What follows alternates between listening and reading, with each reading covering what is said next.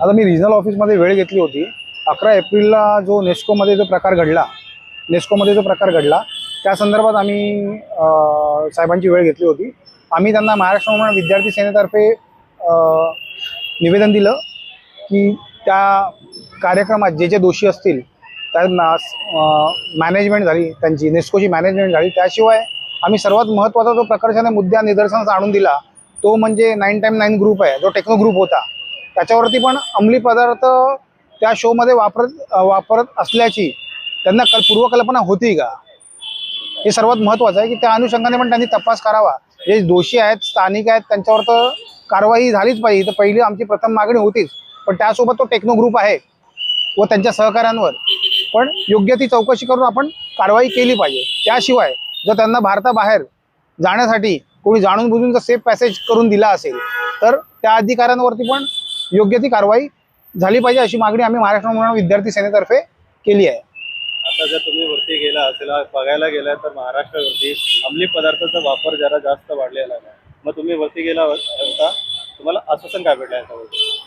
आता आम्हाला upper police आयुक्तांकडून आश्वासन तर मिळालं आहे की आम्ही योग्य ती कारवाई करू. त्याशिवाय आम्ही काही गोष्टी त्यांना निदर्शनास आणून दिल्यात, काही सूचनाही केलेल्या आहेत, जेणेकरून महाविद्यालय आणि शाळा यांच्यामध्ये पोलिसांची गस्त आपण वाढवली पाहिजे. त्याशिवाय जेव्हा आपण एखादा कॉन्सर्ट एखाद्या ग्राउंडमध्ये करतो तेव्हा जेव्हा पोलीस स्टेशनला आपण परवानगीसाठी येतो किंवा महानगरपालिकेत परवानगीसाठी येतो त्यावेळी त्यांचा जो अंमली विरोधी पथक आहे जे पोलिसांचं, त्यांनाही त्याबद्दल आपण सूचना केली पाहिजे. त्याशिवाय कॉन्सर्टमध्ये साध्या वेशातील पोलीस हे तिकडे असले पाहिजेत, जेणेकरून असा कुठलाही अनुचित प्रकार घडणार नाही व ड्रग्स पेडलरचं फावणार नाही. प्रशासनाकडून आपली मागणी काय? प्रशासनाकडनं माझी हीच मागणी आहे की 11 तारखेला झालेला जो प्रकार आहे तो अत्यंत चिंताजनक आणि निंदनीय आहे.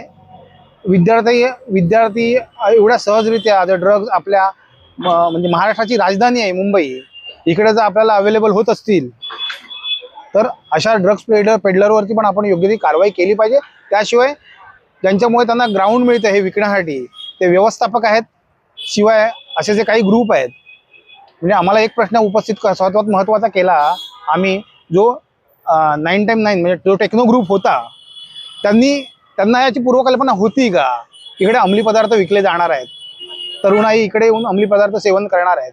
कारण त्यांनी जे पोट्रे ज्याप्रमाणे केलेलं की इकडे रेव पार्टीज होणार आहे. आता आम्ही प्रसारमाध्यमातून पण पूर्ण बघतो आहोत, हे असं प्रेझेंट करण्यात आलेलं कॉन्सर्ट नाही, ही रेव पार्टीज होणार आहे. त्याबद्दल कोणाला सूचना नव्हती का? जर 10 वाजताची वेळ होती तर ते 12 वाजेपर्यंत कॉन्सर्ट कसा चालला?